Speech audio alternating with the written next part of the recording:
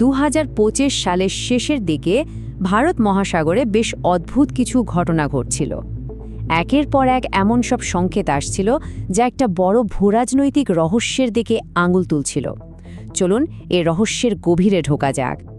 আর এখান থেকেই কিন্তু মূল প্রশ্নটা ওঠে, ভারত ঠিক কী কারণে বারবার এত গুরুত্বপূর্ণ মিসাইল টেস্টের দিনক্ষণ ঘোষণা করে শেষ মুহূর্তে সেটা বাতিল করে দিচ্ছিল? এই ধাঁধার উত্তর খুঁজতেই আমাদের আজকের এই বিশ্লেষণ। দেখুন, সবকিছুর শুরু কিন্তু নোটাম দিয়ে। নোটাম মানে হলো নোটিস টু এমেন।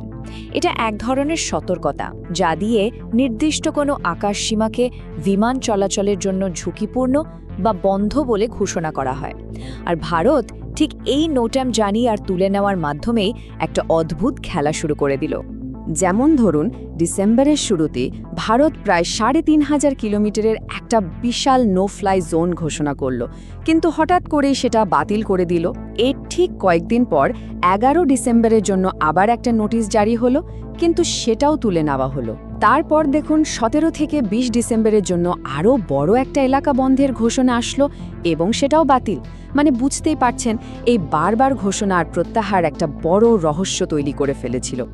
এই ধাঁধার একটা বড় সূত্র কিন্তু লুকিয়েছিল ভারত মহাসাগরের কিছু অনাহত অতিথির আগমনে, যা পুরো পরিস্থিতিকে আরও অনেক বেশি জটিল করে তুলেছিল। আশ্চর্যের ব্যাপার হল, ভারতের মিসাইল টেস্টের জন্য যখনই দিন ঠিক করা হচ্ছিল, ঠিক তখনই প্রায় পাঁচটা চীনা গবেষণা জাহাজ ভারত মহাসাগরে ঢুকে পড়ছিল। তাদের আসার সময়টা এতটাই নিখুঁত ছিল যে এটাকে কোনোভাবেই কাকতালীয় বলা যায় না। এই জাহাজগুলোর সবচেয়ে ইন্টারেস্টিং ব্যাপার হলো এদের দ্বৈত চরিত্র।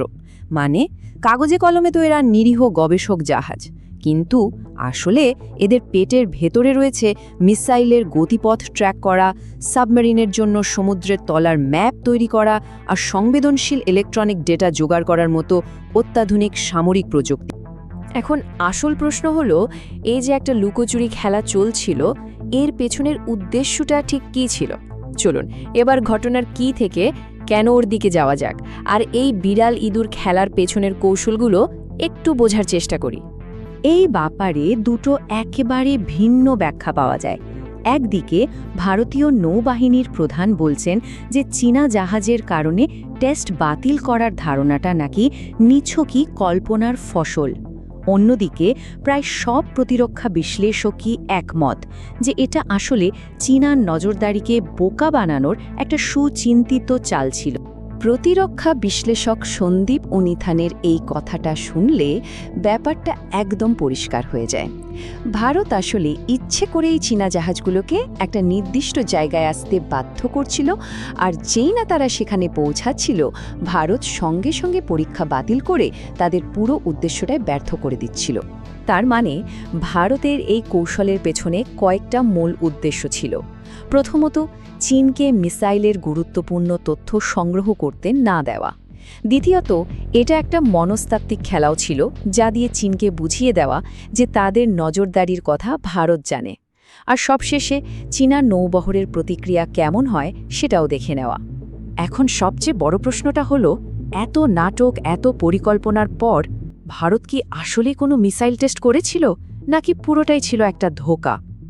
এবার আসা যাক আসল কথায়। রহস্যের পর্দা এবার সরবে। উত্তরটা হলো হ্যাঁ, পরীক্ষাটা হয়েছিল ঠিক 23শে ডিসেম্বর 2025-এ। আর এটা কোনো সাধারণ পরীক্ষা ছিল না। ভারতের নিজস্ব পারমাণবিক শক্তিচালিত সাবমেরিন আইএনএস অরিহান্ত থেকে সফলভাবে K4 মিসাইল পরীক্ষা করা হয়েছিল। আর এর পাল্লা ভাবা যায় প্রায় ৩,৫০০ কিলোমিটার। সাবমেরিন থেকে ছোড়া যায় এমন একটা ব্যালিস্টিক মিসাইল যা ভারতের কৌশলগত ক্ষমতাকে এক লাফে বহু দূর এগিয়ে নিয়ে গেল। এই ক্ষমতাটা কতটা বেড়েছে সেটা বুঝতে হলে শুধু আগের জেনারেশনের মিসাইলের দিকে তাকালেই হবে। K-15 সাগরিকা মিসাইলের পাল্লা ছিল মাত্র ৭৫০ কিলোমিটার, আর সেখানে K4-এর পাল্লা ৩,৫০০ কিলোমিটার। এটা যে কত বড় একটা প্রযুক্তিগত লাভ তা আশা করি বোঝা যাচ্ছে। কিন্তু প্রশ্ন হলো, এই একটা পরীক্ষা এত গুরুত্বপূর্ণ কেন? কেন এটাকে একটা গেম চেঞ্জার বলা হচ্ছে? এর মূল কারণ হল সেকেন্ড স্ট্রাইক ক্ষমতা। সহজ ভাষায় বলে, কোনো দেশ যদি প্রথম পারমাণবিক আক্রমণের শিকার হয়, তারপরেও তার পাল্টা আক্রমণ করার নিশ্চিত ক্ষমতা থাকাকেই সেকেন্ড স্ট্রাইক ক্ষমতা বলে। আর এই K4 মিসাইল আর সাবমেরিনগুলো ঠিক এই ক্ষমতাটাই নিশ্চিত করে। আর ভারতের যে নো ফার্স্ট ইউজ নীতি, মানে ভারত আগে পরমাণু অস্ত্র ব্যবহার করবে না, তার পুরো ভিত্তিটাই কিন্তু এই ক্ষমতার ওপর দাঁড়িয়ে। এই নীতির বিশ্বাসযোগ্যতায় এই ধরনের অস্ত্রের ওপরই নির্ভর করে। একটা দেশের পারমাণবিক প্রতিরোধ ক্ষমতা সাধারণত 3টে স্তম্ভের ওপর দাঁড়িয়ে থাকে, যাকে বলা হয় নিউক্লিয়ার ট্রায়াড: ভূমি, আকাশ এবং সমুদ্র।